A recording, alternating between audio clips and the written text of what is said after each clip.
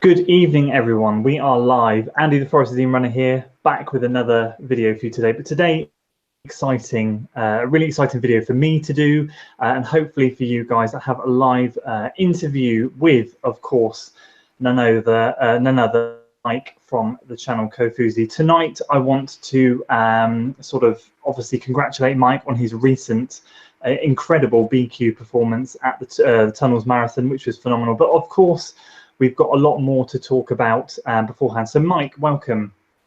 All right, thank you so much for having me. It's great to be back here. It's been too long. Yeah, it's been a while, hasn't it? You came on, we're just staying off there. You came on back in March 2018, I think it was, to the channel. We had a lot to talk about then, but back then we talked on the basis of a creator spotlight series. So we talked a lot about the technicalities and a lot about what you're filming, that sort of thing. Tonight is a little bit more of an all-round discussion, maybe a chance for a few people to fire in some questions. So I'm excited to get started. Let me get the chat open. Let's see who's there. Blimey, we've got a fair few people watching already. That's awesome. 10 people already. Fantastic. Good evening, everyone. Dan and Rossi and Sandra all say good evening. So let me get back to the chat. Let's have that open. Happy days. Right. Let's dive in, mate. So let's wind back to March 2018 last year when I spoke to you. We talked all the technical, as I said, we talked about your filming. You were on approximately, I can't remember exactly what it was, about 1,000 or 2,000 subscribers on your channel, which is still a dream for me. Fast forward 16 months, I think my maths is right, 16 months, and you are on the tipping point of hitting 20,000 subscribers. It's been one heck of a journey in between times. I mean, let's wind back to that time as you've grown on that journey to 10K and then 20. How has it been overall for you? If you could give like a generic summary of the growth of the channel, because there are certain few points where you kind of really exploded and got some good growth. I remember last year you talked about the Chicago Marathon being one of those times and other elements, but like standing on the verge of 20K subscribers, being a bit of a running YouTube icon for a lot of us, for a lot of people that watch you, how does it feel? What's changed from last year to now? It's really just weird is the best way to describe it. It doesn't feel like it's changed to me. The growth has been phenomenal, and it's amazing to see so many people watching and seeing so many comments.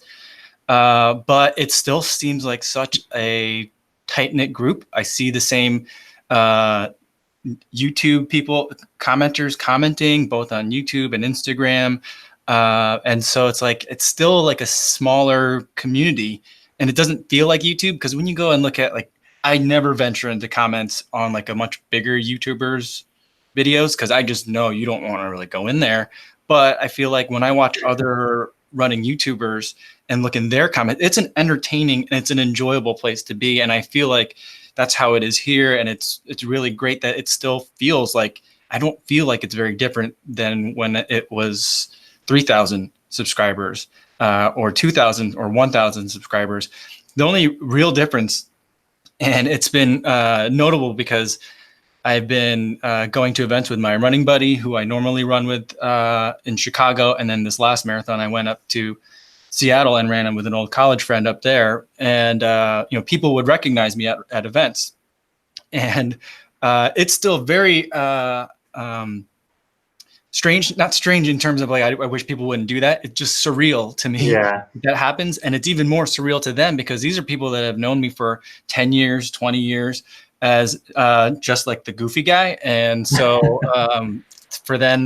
for like something really weird to happen where a random person that I don't know comes up and introduces themselves to me is very weird to them, but also very consistent with me being like the goofy guy who always has some sort of weird story. So it's fitting and also surprising in a lot of ways. That's really like the main difference, is that sometimes people recognize me when I go places. But other than that, it feels very much the same. Do you get stopped a lot on the along the lakefront a lot? And obviously that's somewhere you run in the majority of your videos if you're at home or in your work commutes. Do you get stopped there? Do you get recognized along there a lot? Occasionally, sometimes I will. A lot of times it's a wave. A lot of other times I'll get like a message on Instagram or on Twitter saying, "Hey, I think I just ran by you today," you know, and I'll always respond, "Did you see an Asian guy with a selfie stick?" But that's not always that. Like that always doesn't narrow the field all that much in Chicago because there's lots of tourists. But I'll usually say like I was wearing the gray hat today or the black hat today. And so that's usually how it happens in Chicago, but like I'll get stopped when I go to other cities. I think people are like more surprised because it's like in Chicago, I don't think people expect to see me out there, but they know you're going to be there. That's your stomping ground. That's your, that's your regular place. Yeah, and I think I'm more recognized as the guy that runs with the selfie stick all the time here than I am as the guy that has the YouTube channel. When I go somewhere else, I'm the guy that has the YouTube channel. Here, I'm just that guy. Like there's another guy that I don't know his name, and we've never actually talked, but we always kind of like nod as we see each other. He runs with like a fully packed backpack every day, all through the winter. And I think it's full of cameras because every once in a while I'll see him stop and he'll pull out a camera with a super long zoom lens and he's just photographing the scenery or the sunset or the sunrise. And so there's lots of photographers out there, and some of them are running photographers as well. So there's that guy. I'm the other guy, so there's lots of guys. Yeah. Oh, do you know what, mate? It's awesome. I know exactly what you mean. Like I've not got to that point yet. I have a couple of people that come up to me and say, "Oh, you're Andy," especially at local events. And that's pretty awesome. But I suppose when you travel, like you said, far and wide and people don't expect to see you, I guess it comes part and parcel. And something I want to touch on there, which you said fantastically, was in bigger YouTubers videos, you don't want to go near the comments. It's just full of trolls and it's a bad place. But from a running YouTuber's perspective, I don't think I've ever been into a running YouTuber's comment section and found negativity. But there has one in my mind on one of your videos that you tweeted about maybe a month or so ago, and I quite like that you do this.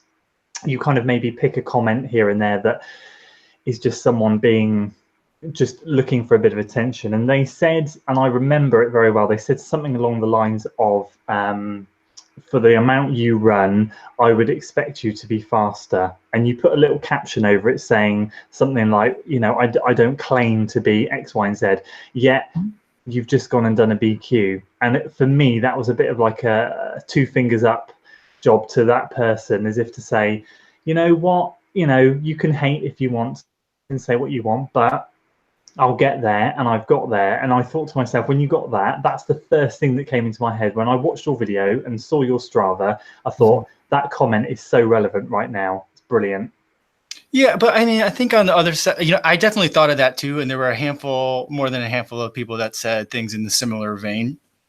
And, on the one hand, it's motivating, like kind of like a bulletin board kind of material. You put it up there as you're training, and you use it to motivate you. But I try not to think about that too much because that person that wrote that comment doesn't care. No, they're not staying here. They're not. It's not like they're checking in on me every day, waiting for me to fail or something like that. And if I did, they wouldn't feel better. They would just feel the same, right? Because they were like, "Look, I was right. The world is a terrible place, and I'm right." Is like their mentality. So I try not to dwell on it too much, but it does feel nice when things work out, and you can kind of look back on that and say, like, yeah. There's a lot of reasons why, like, that comment was particularly poignant because it was like, it's one thing when I get a lot of stuff that's like, Asian kind of derogatory comments, or I get stuff that's like, oh, well, you're a fanboy, like that kind of, those kinds of comments that are like, you watch the video for like 30 seconds and you've made some sort of judgment.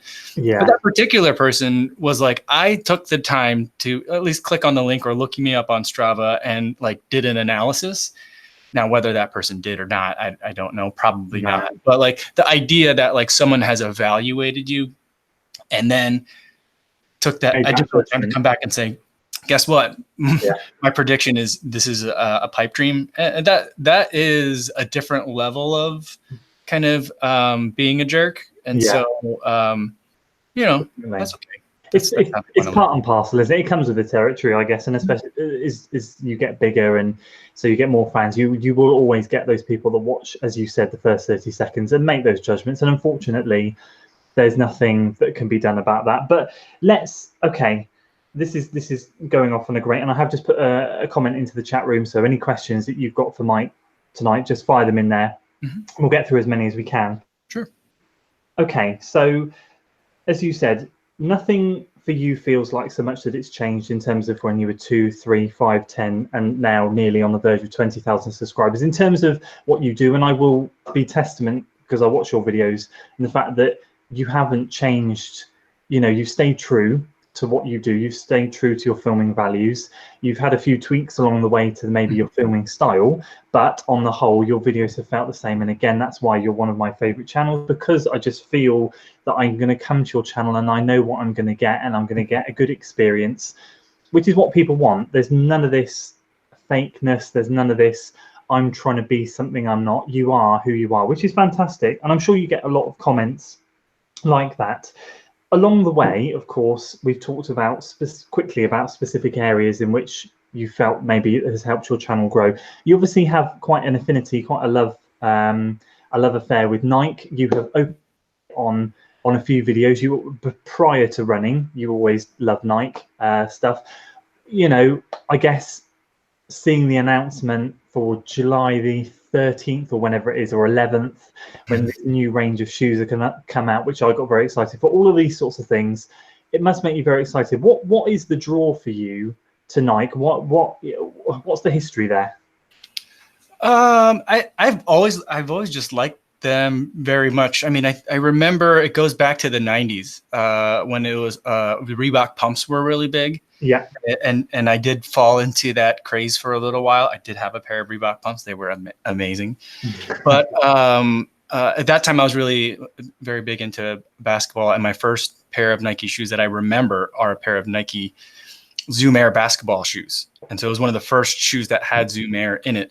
And I think Nike still continues the trend. Well, they'll tinker with new technology in a basketball shoe, and then it will find its way into a running shoe. That's how I think how React foam was first in a basketball shoe before it went to a running shoe. I don't think they did that with Zoom X, but no. That's an exception. But so that's a side note. But I've always kind of liked that. I've liked the it had more of an appeal to me than Reebok. So you were either like one or the two. Yeah. And so that's kind of where it started, and it's always been there. I've always just enjoyed what they're doing more than what any of the other companies are doing. And then when I kind of left running after college and in college, I left it for a while. And when I came back, I did the kind of running store thing, and I just bought whatever they recommended. And it was Mizuno's and New Balance and some other things. And I just ran in that for a while. And then I took another break shortly after my first marathon of several years. And when I came back, I'm like, I'm just going to buy whatever I want to buy. And that's how I found the Pegasus again. That was back the Pegasus 32. Yeah. And I was like, this is it. This is what a running shoe should feel like. I feel like I'm running in the shoe. This is good. I like it. And so then the next 9 pairs of shoes I bought were other Pegasus shoes. And that's kind of where it kind of rekindled. So there's a couple of questions that are coming. I'm going to ask them in a second. But that's a great summary there. And now you are also, in the beginning, you were doing a lot of Nike reviews and not a lot else. Now you test anything, which is fantastic. It's great to see you trying lots of other brands. Is there a brand that comes close? And going back to what you said in the 90s, it very much was a Nike and a Reebok thing. And for us as well over here in the UK, I don't know about you, but it was also Nike or Adidas, or Nike or Reebok. It was what you were like in one of the three. So now, with all the shoes you've tested, feel that there is a brand on the whole that can compete with Nike to the level that Nike are producing these shoes? Because you're going to have to correct me, July the 13th or whenever it is, when these 4 different variants, the Pegasus, the Zoom Fly 3, which excites me because I'd love to get that, because I've obviously got the one version before it, the next, and whatever the other one is that's coming out, the Pegasus Turbo, I can't remember. I don't see any other companies producing and making shoes to that level, that high standard, and putting so much marketing hype into the whole process. Have you found anyone in the shoes you've tested that come close to the comfort or anything like that, or a Nike just head and shoulders above everyone else? I mean, I think with my, and I have heavy biases, but I do think that they are head and shoulders above everybody else right now. I think that Adidas has always been doing a really good job with running, but they've kind of quietly, it's hard to say that like a multinational corporation that has the size and scope of Adidas is quietly doing anything, but I feel like they've had some really great shoes that I've been able to run this year, and I'm going to test a couple more before the year is out. So I'm looking forward to seeing what else they're doing. But I also think that Adidas is sometimes a little bit conflicted because everything is very like urban running oriented, which tends to make everything seem like, is this a lifestyle shoe or is this just another SKU? I know like lots of companies have very closely overlapping running shoes in the product lineup just to kind of see what will resonate with people. It doesn't have to be like there's 4 and only 4 shoes, but sometimes there's more than that. But some of the Adidas lineup is just really confusing for me. I like all the different versions of Boost, and sometimes it has a solar or a something else prefix to it. I'm sure I could figure it out if I spent a little bit more time with it, and that's what I want to do in the next couple of months. I just haven't had a chance to do that yet. But a lot of the things that I've been trying from Adidas lately has been really amazing, and I think that they're creating very high quality shoes from the marathon racing all the way down in terms of the different paces and types of running shoes you want. So if you want to like say pick a brand, if I couldn't pick Nike, I would probably pick Adidas next to provide all the shoes because they have the range. Yeah. And I think that's interesting. I think on the other side of that though, I think kind of like the brand that's making the most strides, I guess, to put a dad joke in there, I would say is Hoka. They're doing a lot to kind of break out of their shell of where they've been, and they're trying to attract a lot more runners that they've already been attracting, but now they're just making a more concerted effort to specifically go after, say, road runners or people that are not necessarily like looking to place in their next 50-mile race, but or trail race, but want to do a good job of improving on their half marathon time. And I feel like they've made a lot of effort. Some missteps. I think that big cloud logo thing, the marshmallow, I don't get that. It's not for me, but there's just some missteps, but they're really trying, and it's very noticeable. So they've got my attention. Yeah, Hoka's a really, I think my preconceived ideas of Hoka when they first came out were platform shoes, like 6-inch heels, and for someone being 6'6" like I am, that's just going to make me the roof. So I was always sort of wary, steered clear, didn't want to look taller than I needed to look. But of course now, in particular with the Carbon X and the Carbon X and the Carbon Rocket, I think it is, isn't it? They have.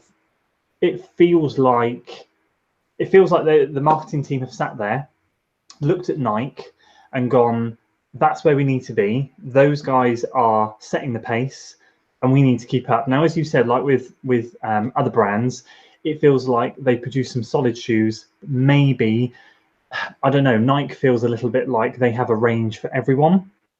And apart from the Ultra Boost for Adidas, for me, like nothing else pops into my mind. I've not had any mark in my throat about any other shoe for Adidas yet. For Hoka, I know the Torrent, the Clifton, the Carbon Rocket, the Carbon X, and others straight into my head. So you can, I guess, to kind of tell how well a brand does based on how well you know their shoes. Adidas, as I said, I know what you mean, and I think if there was some time spent, you could really research it, but it almost feels like their fingers are in other pies. Their priorities are maybe elsewhere than running, whereas Nike have gone, right, running is a sport that's booming.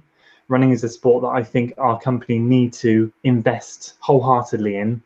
And, they're going hell for leather with it, to be honest with you, which is good, because I obviously bought my first pair of Zoom Flies based on your recommendations or watching your Nike videos. I would always comment on your videos, on any Nike video it was, saying I'm gonna have to try them at some point. I'm gonna have to, and then I gave in, because I thought, do you know what, you've sold me, other people have convinced me, and honestly, best thing I ever bought. And I've got to say, I'm really trying to save my pennies for the Zoom Fly 3, because I'd love to get that comparison and see what it feels like, and kind of go with the evolution of a shoe, like you've been in the Pegasus 32 through to the 36. I'd like to find a shoe that I can evolve with. Obviously, being someone that runs in Asics, not the, more of a vanilla running brand, just very generic kind of running shoes. I follow models through, but they're discontinued very easily. You might get 2 or 3 iterations and then they'll cut that, go to something else, to the Meta Ride, which is the most bizarre shoe that I've ever seen. Grateful that you reviewed it actually, because it gave Asics a bit of airtime that they deserve, because they're clearly trying to do something, but it feels a little bit like, from what everyone said, they got things maybe not quite so right. So I do have to agree with you. I think Nike really are kind of setting the trail. And I guess that leads into the next question that I have. But before I ask my question, we have a few questions in the chat room. Dan from Dan Runs wants to know, how many months or years in the making was your BQ time? I mean, I was never really trying to qualify for Boston. So like when I thought maybe this year I would try. So like in January, I did my kind of goals video at the end of the year, and I don't think Boston qualifying was on that list. I'll have to go back and check, but so that was kind of maybe 2019 I'll try, maybe maybe 2020 I'll try for that. But I did have in my mind, I am going to be 39 this year, racing at 39 and qualifying for the 40-year-old age group. So that was kind of in my mind. I knew that. So it was kind of in there. But like, for example, when I was training for 2018 Chicago, that was not a goal that I had in my mind. My previous PR going into 2018 was 3:43. And so I would have had to have gone, 33 minutes or 33 minutes faster, or however much faster. And that wasn't even in the cards for me, I don't think. But to answer the question more like directly and to be more frank about it, it's really like a 3-year process, right? Maybe you're not actively training for a BQ from day one, but you're training to run a marathon, and more than just completing it, to run it and try to run it well and to see how well you can do. That's probably more like after 2017. So so about almost 2 years it took me. You did you put something into perspective very well in one of your other videos a while ago, and you said you're learning with the marathon. Oh gosh, what did you say? You said something along the lines of the marathon distance, you get better at it the more you run, the more experience you have. You realizing that it's lifetime miles in the bank. It's very difficult for a newer runner, let's say that a year or 2 years in, that has mastered just sort of half marathon distance, but is progressing up to the marathon with little or minimal experience of going over, say, 13.1 miles into their first training block, to expect too much. It's quite a difficult thing to kind of get into their head. And I think marathons are such a marketed process these days. They're becoming so sort of fashionable that people think that they can just rock out the door, train for it and race it and get these times. And actually, as you alluded to, previous video, as I said, it's actually lifetime miles. It's experience, lifetime miles, that aerobic sort of base that you build up over time, just that continuation of miles. I bet you found in this recent one, the Tunnel Marathon, I bet you found that helped, surely. Oh yeah, absolutely. And I think that, when I think about if someone like a naturally gifted long distance runner or not, when you're talking about longer distances, I guess it would be a different kind of analysis when you're talking about what people run in like high school and college.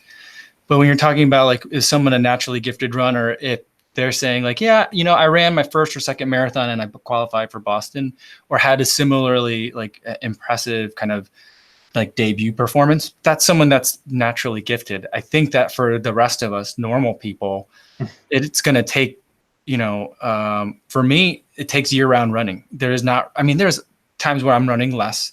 There's times when I'm running, but not in a structured kind of way. But it takes year-round running for me to be able to do that. And it took from, like the summer of 2017 till now to be able to get to that point. It's I'd like to kind of add up the miles, because I think it's very similar to like a Malcolm Gladwell tipping point kind of theory. I'm not sure if you're familiar, but I wonder if 10,000 miles is the number. But I think for me, it's more like 6 or 7. Okay. Miles for me was the number, is how many it took. for me to get to where I am now. And so it may vary for other people depending on your running history and how much running you did getting to before you were like start the ticker on that 6,000 or 7,000 miles. But I think there's probably a number for people that it took them, that they didn't just kind of like, it's June and I got a marathon in October. I think that, I've never done this before, so I guess I'll run a half and then try to qualify for Boston. If you can do that, that's awesome. Yeah. That's not me. I think that person is someone that's very gifted. Yeah, 100%. I totally agree with you. Lee Davis asks, how many miles do you put in your trainers before a marathon? And I'm sorry, I have notifications going off on my computer, and that's okay. How many miles do you put in your race trainers before the marathon? So let's use these next percents, for example, that you ran in the weekend. How many miles did you put in before the actual race? How many miles did you use? I think they had like 20 or 30 miles on them. And then I'll usually, for like a pair of Vaporfly, like the 4%, I've put in, 10 to 20 on them. But that's just because, I want to make sure that the shoe, there's not something wrong with the shoe. But really out of the box, they're pretty good. Same thing with even the Hoka Carbon Rockets. They were great out of the box. I think it's 2019. I think that like manufacturing is pretty sophisticated. Yeah. And we don't really need to, maybe I'm just very lucky in that regard. Maybe I'm like just born lucky in a little bit of a way, but I've never really had that much issue with breaking in a shoe. No. Okay. No, that's awesome. That's really interesting. Okay. Roadrunner Rossi asks, so what is your typical week looking like for training? How many times do you run, and do you do any gym work? I don't do any gym work. I don't like being in the gym, and I was talking to my running buddy about that a little bit today. But I mean, my typical week, I guess it depends. But my typical week, I can say I try to run 6 to 7 days a week is my typical week. And so what that means is some days are longer than others. Some days are harder than others. Some days are very, very slow runs to recover. But I think kind of getting the blood flowing as you're recovering from a run is probably the best way to do it. I think of it kind of like physical therapy. If I broke a leg, I wouldn't not use it until it was 100%, because then it will never get to be 100%. So I kind of think of it that way. Maybe that's a misguided analogy, but that's kind of how I think about it. So generally it's 6 to 7 days per week. And then the mileage will depend on if I'm training or not. So like this last marathon training plan was 4 times 60-mile weeks, 4 times 70-mile weeks, and then 2 weeks of taper. That's pretty much it. Yeah. There's a little bit of speed thrown in there, but that's more for my confidence and, than it is for any sort of real benefit. And also boredom. And when you're trying to run 70 miles a week, it takes a long time. So you want to run some of them fast because it feels.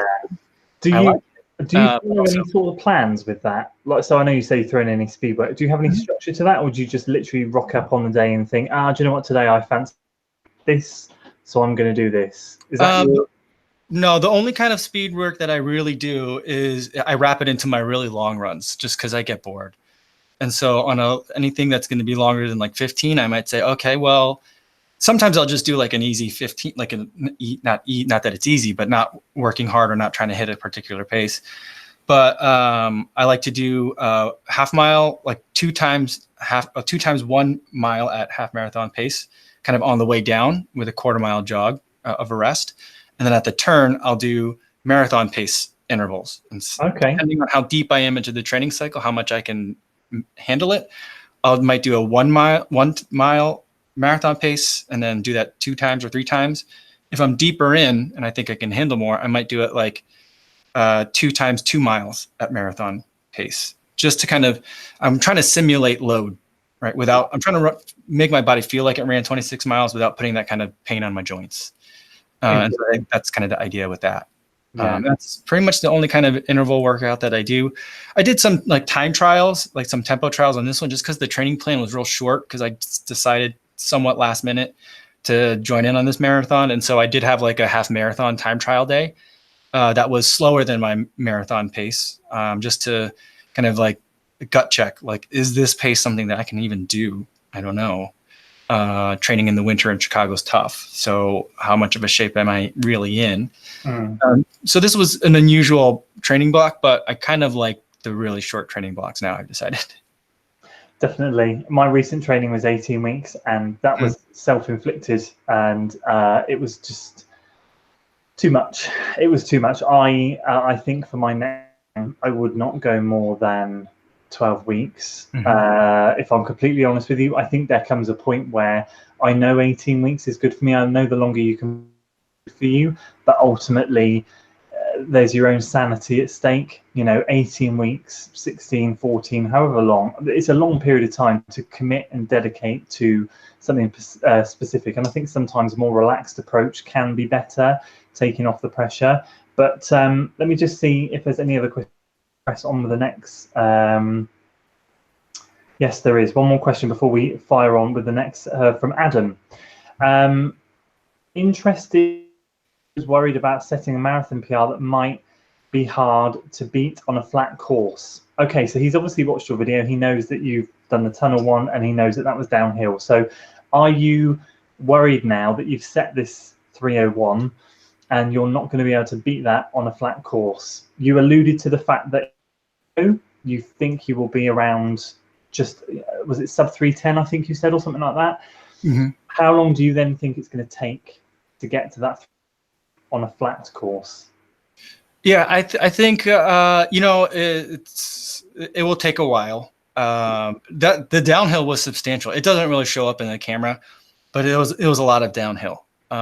There were points where I was running in this race and I was like, there can't possibly be more downhill. I've been running downhill literally for hours. It's the biggest hill I've ever been on. And then there was a lot more downhill. And so it was just unbelievable. It was like kind of like a marathon theme park ride, right? So if there was like a theme park for runners, this marathon would be like a feature attraction at that park, because it was just fun. The scenery was great. The downhill was substantial. And it reflects that in the time. So apparently I'm a 3:01 guy now, but I kind of put a mental asterisk on that. And I think more realistically, I'm towards 3:07, 3:08. And then someone in a comment had recently put it through a grade adjustment calculator and said that it was like a 3:06.58, or basically 3:07. So I think that's about right. For Chicago this year, I'm thinking that I'll probably shoot for 3:05 to 3:07, somewhere in that territory. I'll know more towards September and August, whether that's doable or not, or if I need to adjust that more aggressively. But I don't have any plans to try and break 3, for example, in 2019 or 2020.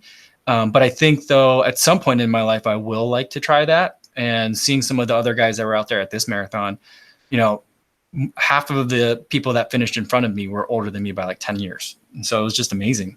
It's like the fountain of youth out there. And so I think that there's time to break 3 hours in the marathon. And I think that it'll go quickly from like 3:05, 3:06 to like 2:58, something like that. And so then it'll happen if I choose to go down that rate for that. But that's a big commitment as well. So I don't know. You will, mate. You will. I mean, think about it this way. You have got there. You've got to where you are now based on the training you're doing.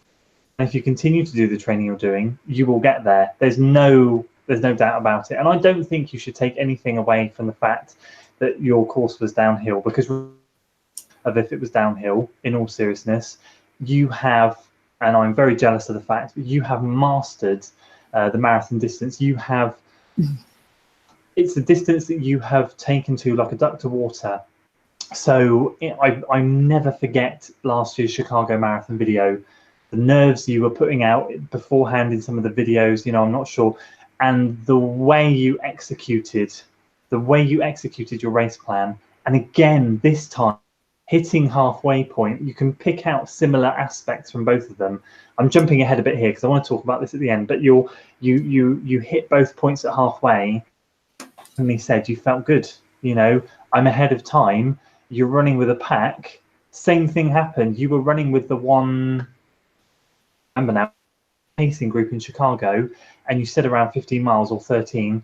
I just left them because I felt good. That confidence to have in a marathon is incredible. Did it here at the tunnel one. You were running with those guys, where the lead lady was in the beginning, and you left them. You went past them. So you've confidence in abundance when it comes to the marathon, whether you think it or not. And that is a fantastic thing to have, because I think when you hit a marathon like I have on a few occasions now, when you have come up short of where you know you can achieve because of bad tactics, because of bad planning or whatever it is, it knocks your confidence. The marathon distance very much is a confidence related event. I'm sure it's more mental than physical. It's about being disciplined, and obviously I'm talking too much about this. We'll come to this in a bit, because I want to talk about your recap video and the race. Just before we get there, let's just very quickly dive back to the shoes and the brands and everything like that we were talking about. So obviously let's now focus between the 10 to 20,000 subscriber range when your channel was growing in that realm. As I said before, talking about lots of different brands, different shoes, carrying on obviously with Nike and everything else. And as you have progressed with your shoes, this is a kind of a personal thing now. How have you balanced the running shoe reviews with the training? I know you fit it in with your training runs, but have you ever come across any injuries by continually trying out different shoes? Have you come across any issues that it's caused you trying to fit in all the shoe reviews along with training, or seem to have slotted into place really well?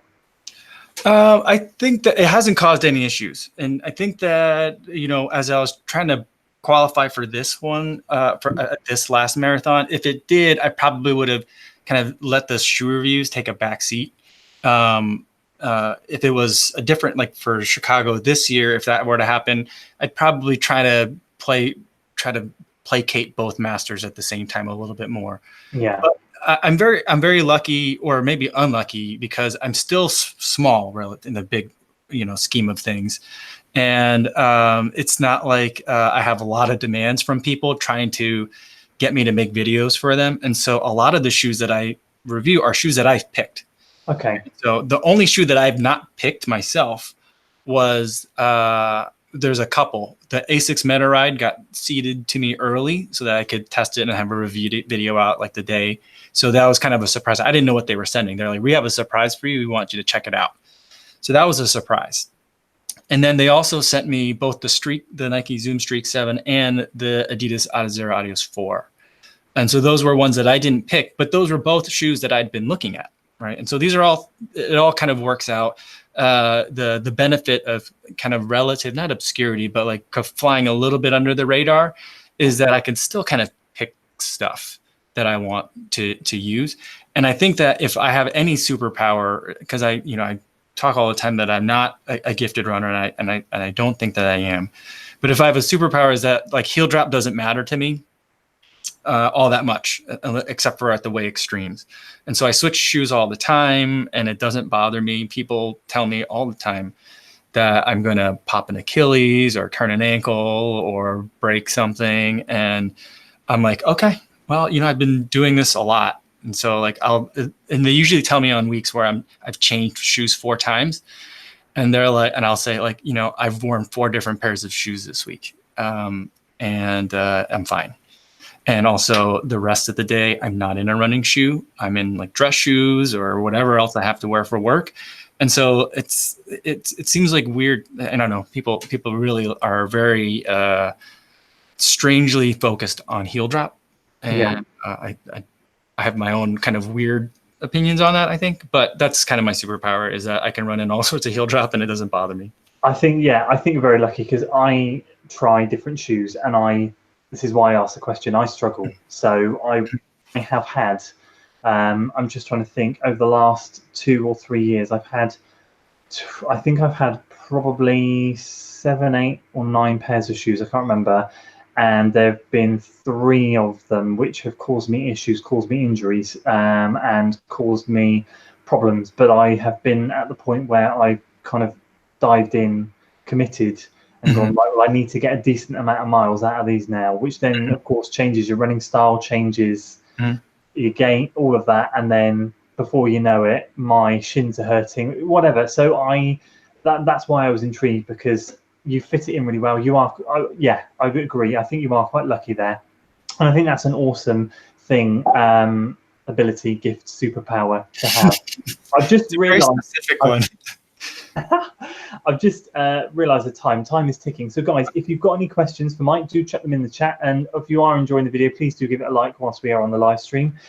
Let's now focus this last section on the recent BQ, because ultimately that's why I reached out to you. That's why I asked you, wanted you on the channel to talk about the success, get your kind of, I know you've probably had time to settle, but raw emotions, the feeling, crossing that line with people saying, hey, he's running with a selfie stick, you know, that sort of, all those initial brilliant, gobsmacking, wow, I've just run a 3:01, I've completely obliterated anything that I'd ever imagined.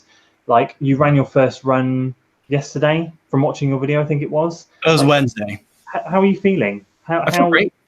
You're feeling really good? Yeah, Wednesday was a little bit tender, you know, but the first run after a marathon is. Cool. The first run after I ran Chicago last year, I ran on, I was very lucky to run on a beach. And that was to run. Yeah, that was a nice way to kind of ease back into things. So the first run, you just ease into it. I ran yesterday and I ran this morning, so I'm feeling good. I'm not ready to dive into any sort of real training yet, although I do have something on the calendar coming up relatively quickly, but nothing hard. So this week will be maybe 20-something miles. Next week, maybe 30-something, maybe 40. And then we'll get back to kind of like 50, mid-50s for a little while. Good. You alluded to something then on the calendar. I'm not going to ask because obviously it could well be a secret for your channel, but are you planning any tune-up races between now and Chicago? Are you thinking just one event, maybe 2 or 3 in between? Hold on. Sorry. I'm so sorry. I'll have a couple events. It's not a secret. I haven't announced it yet, but I'm happy to give the scoop. In the end of July, I'll be doing another Ragnar relay. Okay. And that will be out in Wyoming in the Grand Teton. So it'll be a trail race. And I'm doing it on a Ragnar team. So Ragnar had like a competition or like a contest that you could be on a team that they've sponsored. So I had like some video interviews and I had to submit a couple of the things and they picked me to be on the team. So I'll be out there. I think I have to run in Merrill's, which will be interesting because I've never run in Merrill shoes before. Okay, that really tests your superpowers. Yeah, we'll definitely test them there. We'll see how they do. But yeah, so so I'm going to do some hill climbing practice. So I think the way that I'm going to try and accomplish that in Chicago, which is very flat, is I think I'm just going to run up parking garages for a whole bunch. Just kind of run all the way up. Yeah. Way down and then run all the way up and run all the way down. So that'll simulate, you know, rolling hills. So we'll do that. There's one near my house that's not too gross in terms of like smelling like car exhaust. So I think that will work. But other than that, I'm going to try, I'd like to, my ultimate kind of goal was to do a 5K, to do some 5K training, try to get a PR this year in 5K, get another, I don't think I've ever actually raced a 10K.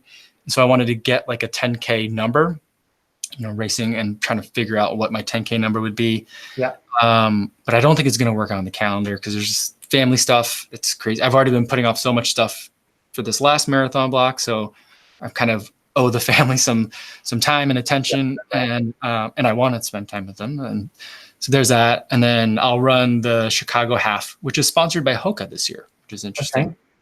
Okay. So I'll run the Chicago half. And that's like 2 weeks before the Chicago marathon. So that's kind of the calendar so far. But the actual 5K or 10K, if I can get them in, it's to be determined. We'll see. Okay. No, that's awesome, mate. I remember you did the Chicago half last year. I do remember.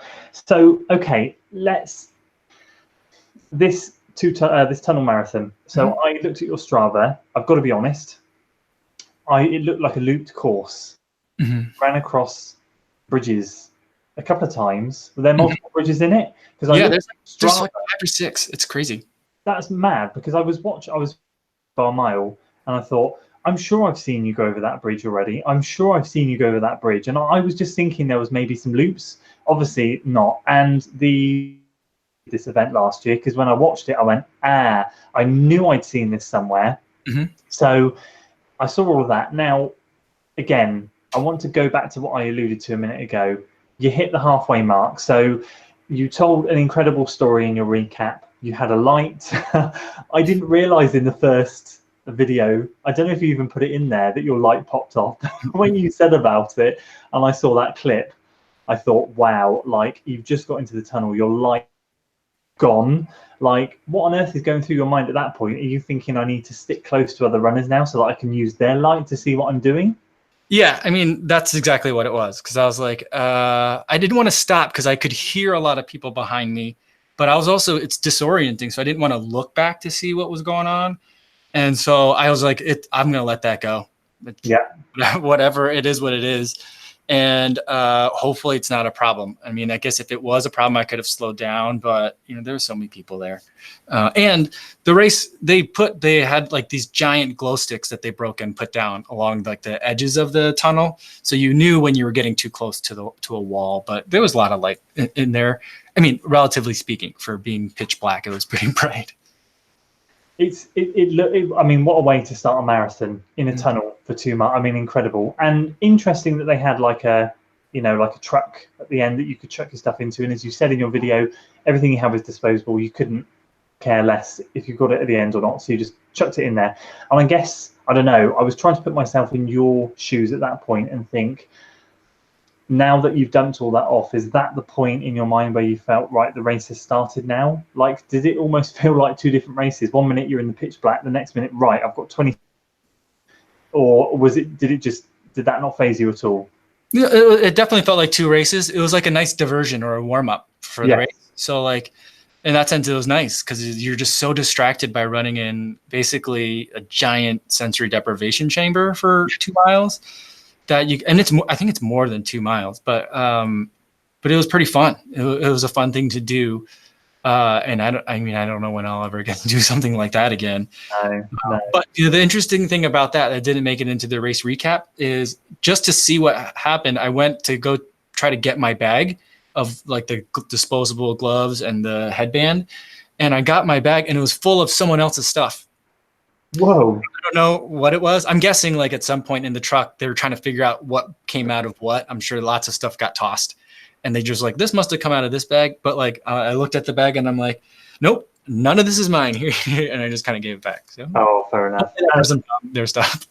That's a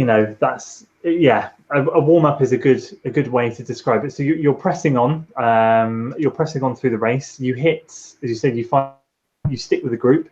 With the lead female and a few others, and like you hit that halfway mark, and as I said before, again you were thinking to yourself, you're trying to work out, because of the GPS, you're using various metrics and thinking, do you know what, I'll just use a good old-fashioned watch. I should be at halfway mark at this time. And you, at that point, you realize, like, what's going through your mind when you hit that 13.1 mile mark, or you hit halfway, and you realize the time that you were running and how good you were feeling. Were you thinking, wow, this is Chicago all over again, this is going to be my day? Or were you thinking, good, I need to put the brakes on? What was going through your mind? I was ready to shoot the moon, right? And so I was like, I'm at like 132. And so that means I can either keep this up and get like a 305, which would be great, really great. Yeah. Or I can run a little bit harder and get to 3. And I wasn't a goal, but I'm like, you know, that's really 3 close. sounds a good number. Yeah, I'm like, that's a nice round number. And I was like, most of my miles are at like 656 at that point, you know, and I was like, it's like touching distance. And when am I going to get a chance to run downhill again? So I'm like, I should at least put myself in a position to go for it. Yeah. Right? And that optimism all went away like 5 miles later. And at that point I was like, I made a big mistake. I want to not fall apart at this point. And so I wasn't like, oh, I missed 3. That was never occurred to me. Yeah, so that's kind of at the halfway point. That's what was going in my mind. I'm like, I'm in a really good spot here. I'm in a once in a lifetime kind of opportunity, and I should try to capitalize on it. Interesting, really interesting. And I think a lot of people running a marathon go through that exact thought process. They hit and think, wow, this is fantastic. I certainly did in my recent one. I remember coming across halfway, checking the time, going, I'm on pace. This feels amazing. Everything's going great. Fueling's good. Let's just keep going. You're going to do it. And then, of course, everything fell off the wagon. And I think between 13 and 18 to 19 to 20 miles is a real definitive point in a marathon. You clearly made the right decision 5 miles later to put the brakes on and just go, right, rather than completely falling off the wagon here, I want to finish. I want to finish well. I want to finish in control. I don't want to finish dragging my sorry backside over the line. So obviously you hit that point. So you've had your gels. I think, if I remember the video, you'd had your third gel by mile 16 or 18, whenever it was. So you hit that 20-mile mark. 20 is, again, a definitive number. What's going through your head around 2021? Are you thinking, you're saying that you were getting tired, you were struggling. Are you thinking at all at this point, oh gosh, this is going to be touch and go? Or were you thinking, no, I'm okay. If I hold on, I will have this in the bag? Yeah, it was more of the second, where I was like, if I can just keep it together, I'm not going to really push. I'm not going to get anywhere near that 3-hour number. That had long gone. And I was then kind of playing defense a little bit, saying like, all right, I don't like the idea of bank time, but I was like, I've got some time to play with here. And that's when I was trying to do mental math. And it was like a mile-long distraction, trying to figure out, if I run 8-minute mile from here on out, that will be, but the other thing is, I didn't know exactly where I was, because there was only mile markers and no real other indication. I had no way of knowing where I was, and my watch was off by about 0.4 of a mile or so. And so I was like, I'm anywhere between 22 and 23 miles. I'm not sure. And so, like, what's the math on that, depending on if I'm close or to 23 or close to 22. And so that just kept me occupied for that entire mile. That's, I think a lot of us math stage, that's brilliant. I think we all do anything we can to distract ourselves. So that again, brilliant. And you got to towards the end, and you said in your race recap that the first female sort of was running really strong. She went past you, but you didn't look, from your Strava, you certainly didn't look at all. So I know you said you were running 7:30s for the last few as it was getting flatter, but I mean, that's not a fade, mate. I mean, that's not a fade. Obviously going strong. But I think ultimately, again, the mental game starts to kick in at that point. People passing you towards the end of the marathon. I mean, was she past you? Did that affect you at all? Did you just look at her and go, wow, she's on fire today, but I'm good? Because I know every time that anyone passes me towards the end of the marathon, I'm going, oh my God, slowing down. What's going on? Or are they just having an amazing race? Yeah, I mean, I knew she was having a good day because we ran together for so long. And so I knew she must have had a better executed race strategy than me. And I was like, I definitely shouldn't have left that pack, is what I was thinking. Because at some point she picked it up as well, but she probably did something more prudent, which was wait till mile 15 or 16, maybe even to 18 before she picked it up again. And I think that's the right way to do it. And if I had not let myself get so carried away, I would have done something similar.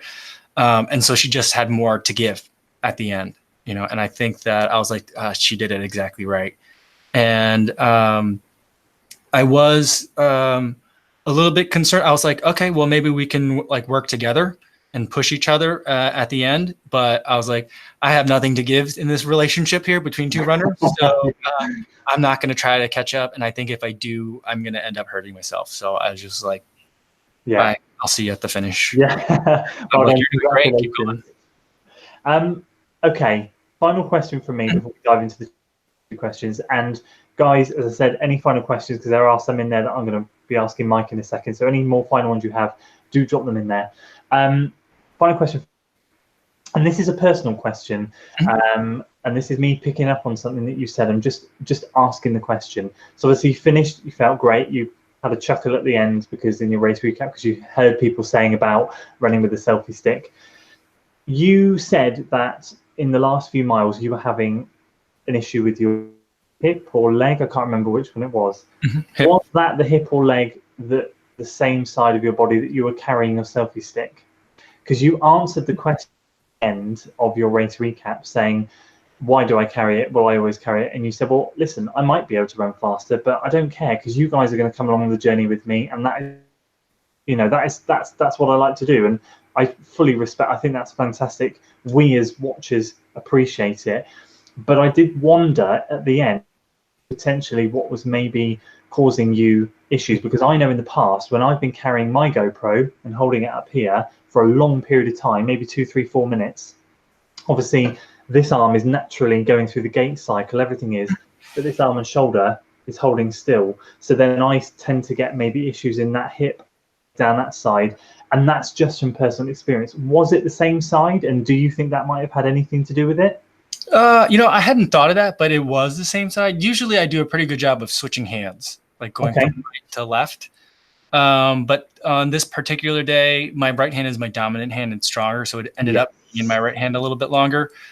So it's possible that's doing that. But holding that selfie stick is very different than holding a GoPro up. Yeah, it is. So and I also switch hands a lot as it rotates around. I'm kind of like doing a weird baton twirl a lot of times, and so it wasn't always in my right hand, and so it could be. That's something to think about. I mean, the next marathon, I'll probably switch hands more in terms of when it's not on. Yeah, I looked at it, and obviously the camera is doing for your videos. I think it gives. I think everyone like myself and every other YouTube runner uses a GoPro, and the Insta camera is setting you apart a little bit. You've taken it and you've put it through its paces, and you have really mastered the art of putting a film together with it, which is great. As I said, from the viewer, you get such a big of everything, and we love it. I'm probably speaking for people, but I can assure you we love it. And I get what you mean. Holding the selfie stick is totally different to holding a GoPro. So my arm is aloft, whereas your hand is more down here, moving it around. I just know from experience carrying these things, it can have a detrimental effect. And on some of my videos now, try to use it less when I'm running. But of course, I've got the GoPro 5, which is crap in terms of stabilization. It's okay, but if I try and hold it in a selfie stick, it's just like, you're going to get car sick watching it. So unless I had a 7, I probably would. But no, it was just something I thought I'd throw out there. But ultimately, mate, I have to take my cap off to you and say, incredible. So final question. I'm pushing my luck because this is my final question now. Looking forward to Chicago. Yep. Plans for Chicago. You've talked about times and things. Your running buddy. Are you going out there, serious training again? Going to see where you can, where it will take you, or because it will be the second in a space of 4 months or whatever, are you going to take this one a bit easier? What's the plan of attack? The plan of attack is to be to run it hard, but I'm not going to be super aggressive. So I'm going to shoot for around 305 would be kind of my, as it stands now. We'll see once I actually put some of the miles in for it, but 305 for the A goal, 307 for kind of like the B goal. So looking to run a very fast pace over year, it'll be more than 10 minutes difference in terms of what I can do if I hit either of those goals. Yeah. But I'm not looking to do better than, what I did in this marathon. And so that'll be different. I'm still on the I'm still on the fence. My buddy is, he's looking to to at least beat 330, but he's capable of much more than that. I mean, like a month ago, we just ran 20 miles just to do it because it was like a nice day and we had time. So I feel like if you're running a 20 miler on a whim in May, you probably are going to be in a good position to be running really hard and competitively in October. 100%, yeah, definitely. And so I don't know if he wants me to run with him, number one, or if he needs me, number two. So that's something I've also thought about, is to kind of like make sure he doesn't get overexcited in the first half like I tend to, and like most people tend to do, and which is what I paced him in Indianapolis. Whether he didn't ask me to, I just did. But in Indianapolis, we ran together, and I definitely I brought us out too fast. Much faster than we needed to. And he ended up dying around mile 18, which I think is like a signature signal of you went out the first half too fast and too excited. Yeah, definitely. So, I take responsibility for that. He also was injured a lot of last year. So this year he's been running all winter long, and we're hoping for some good results there. So I don't think he'll need me. And if he doesn't, then I'll try to run like 305 to 307. Maybe slower. I don't know. Something in that range. But yeah, I'll definitely be doing a similar training plan to what I did for this time in August and September. Some people are starting their marathon training plans now, but those are the 18-week people. And Yeah, no. Don't be one of those people. Okay, let's do some quick fire questions before we wrap things up. And guys, just a massive thank you for watching tonight. So let's fire through some of the questions. 40 Runs says, good evening. Lee asks, okay, yeah, let's rapidly quick fire these because there's a few left. What is the one thing you can point out that has made your channel volume grow substantially? I think the one thing has been to recognize that there are different types of audiences that I'm trying to talk to. Some videos I'm going to be talking to everybody, like a Pegasus 36 video, of the Vaporfly Next video, I'm talking to everybody. Yeah. Some videos I'm talking to you, the people that are here now, right? The people that are tuning into a live stream with like 0 lead time notice, the people that if I put on Instagram stories, hey, I'm going to be in Seattle, come and run with me and actually show up. Those kinds of people, those are the people that a lot of the videos are for. And they can be completely different videos in tone, tenor, and like length, things like that. And so recognizing that, and that's okay. And that also means like your average views will fluctuate on different types of videos and all that. And just being okay with a lot of that, I think, was important. So knowing who your different audiences are and talking to them specifically, I think has been important. No, that's a good point. And again, not getting caught up in the numbers. You said their average views fluctuate. I put out some videos, does really well, other videos not as well. But then I think to myself, well, actually, if you look at the comments on the different types of videos, you're attracting a different audience, as you rightly say. So if I talk more technical or about what I'm doing, the people that maybe are interested more so in the training, but if I put out my thoughts on maybe one of my shoes or what have you, then I'll get other people commenting on their favorite shoes. And yeah, that's a great way of putting it. Jamie Stewart says, good evening. He says, congratulations on the BQ. Adam asks, I watched Mike's Stride foot pod review today, and he mentioned that for the tunnel marathon, it recommended a power target that he thought was too low. What was your estimate of the target power based on? Oh, okay. So my estimate was there's two things that Stride does in two different places. This is what's most frustrating about this thing is that some of the stuff you have to do in the Power Center on the web, some you have to do on the phone. And one of the things it does is it can also calculate what your intervals should be. So whether you're running a threshold run or an interval run, it gives you different power ranges, and it also converts that into times and paces. And so the 245 number, if I looked at that, it put it at like the slow end of my intervals and also gave me a pace of correlated pace of 720, 725 or something like that. And I was like, I don't want to run that.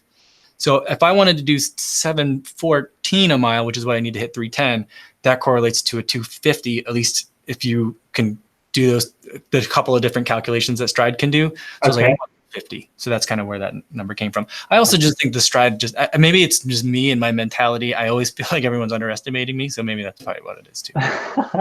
That's brilliant, mate. That's awesome. And he also says on the, oh, that's interesting. So on the selfie stick topic that I've just mentioned, have you thought about holding the selfie stick but with a normal arm carriage? So what he means there is, I'm assuming what he means is allowing your arm to move in the natural motion. How good visualization on the Insta360 if you were to run normally with your arm swinging like that, but also moving it around whilst you're swinging it? Would that be any good, or does it really? I think that it would be too bouncy still, because if you think about how much your arm moves, and it's at the end of your arm, right? Not at your shoulder. So your arm is moving quite a bit. So I could correct for it by making the camera look down and then up and then down and then up, but that would get nauseating pretty quickly. And so I don't think I could do much more in terms of making it natural that I'm doing. No, I think you're right there. Final question, and it is a good one. I'm wondering when Mike will start giving Skechers shoes a try. Are they on your radar? They're on my radar because they look great. I think that this year, I don't know, some people don't like how it says speed on there, and I kind of don't like that too. But I think they look great. Jeff gives some glowing reviews, doesn't he? He's been pretty taken.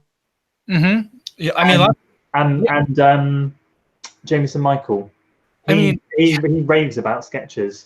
So Jamie's funny because sometimes I can't tell if he's serious when he says stuff like that. But He put Skechers at the top of his top 5 list in 2018, didn't he? He just did a 2019 shoe review as well with Connor at Running Warehouse. Yes, I think he put the Skechers there as well too. But like when he talks about Asics, I can't tell if he's serious. If he really, he can't be. No, he can't be. So I'm not sure. I can't tell with him sometimes. But there's the initial thing where I'm like, I'm not sure this is a real running shoe. Just kind of like a lot of the Nike shoes, a lot of the casual shoes, especially the trend has been really strong for running inspired casual shoes. Yeah. And I'm just like, I don't think you're supposed to really run in that. And so that's what Skechers performance was for me for a long time. Yeah. And I was just like, I don't want to look foolish and be like the guy that came to run a race in shoes that were meant to be walked around in. Yeah. And so I've always kind of stayed away from them there. And then I also have just a problem with the fact that they didn't pick a different name when they made this, not make a sub brand. Okay. Because to me, that means you wanted to bank and leverage the Skechers legacy for better or worse. And for me, the Skechers legacy is find something else that's popular, like Tom's shoes, for example, the shoe that donates charity every time you buy a pair to people that can't afford shoes. Make one that looks just like it and make it cheaper, right? And just be unapologetic about it. And that's like their model. And they're like, maybe they're violating IP laws, maybe they're not, but they're not going to apologize. And if they have to pay some sort of penalty, they'll figure that out later. But for now, they're going to make the shoe and go with it. Yeah. So I've had a couple of problems, like ideologically, with the brand, and maybe I'm being hard on them because they're not the only ones to do that, right? Yeah. So. But the fact that they didn't choose just to make another brand, it could have been something by Skechers. Yeah. I think that'd be much better. I wouldn't have the problem that they're trying to distance themselves. But for those of people that are like, what's this? Or like the people that say like, what's on running? I never heard of them. Like those kinds of questions, maybe that distinguishes it a little bit, but they went with Skechers performance. So you have to live with that. Cause that's what you picked. That's what you wanted as your strength. And so that's how I see it. That being said, I mean, I don't know. You'll try them. You'll try them soon. You mentioned on running. Final question: are they on your radar? On running? On? No. Yeah. No. No, I'm not that interested in them.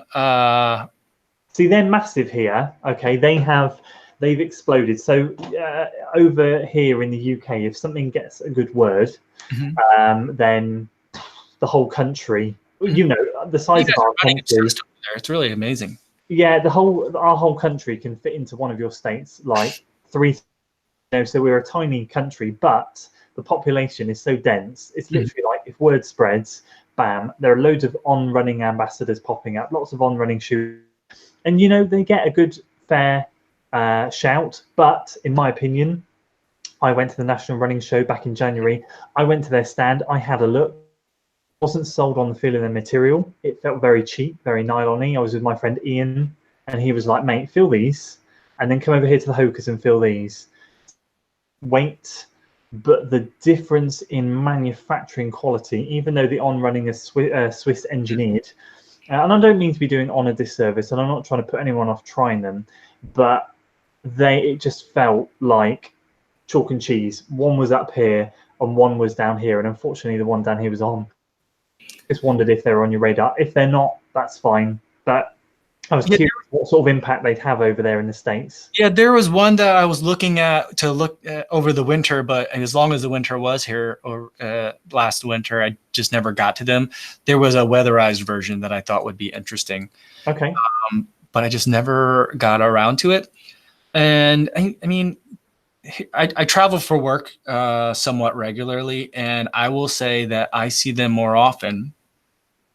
I hate to slam a brand, but I see them I just talked about Skechers for how long, but I see them more often at the airport waiting for a flight with a guy that has a Golf Digest under his arm way more often than I see them out on the trail or out on the path. So that's just, or at a race or anywhere else. So that's just kind of like, I feel like that's the niche they're occupying in the US. And so it's not that interesting to me. They're advertising hard. I definitely are. I see them. But you know, I have never been that interested in them. I first got exposed to them in 2017 at the Chicago Marathon Expo. I thought that they were an interesting idea, but then, you know, other people that have been reviewing them have been like lukewarm about it. People that I kind of respect. So like Seth liked him at first, but then I think he kind of was like, I'm not sure about these. So they have a novelty value. I think they look different. They probably feel lightweight. They're all of this, and then I think as you start to break them in, maybe they don't quite live up to the hype. 40's just put in the chat, check out my, they fall apart. So he's had a few issues. I watched that video. They do fall apart. But, yeah, I saw his video as well. Yeah. Anyway, guys, that's all time for tonight. Thank you so much for watching. I really appreciate it. And of course, Mike, mate, thank you so much for your time. Everyone that's been commenting, Mike, thank you. If you'd be good enough and you haven't already yet, please do hit that like button on the video. It does really help. And Mike, all that's left for me to say is, of course, thank you so much for coming on, answering the questions. It's been great to catch up with everyone. And yeah, thank you. All right. Thanks so much for having me. And it was great to talk to everybody. And hi.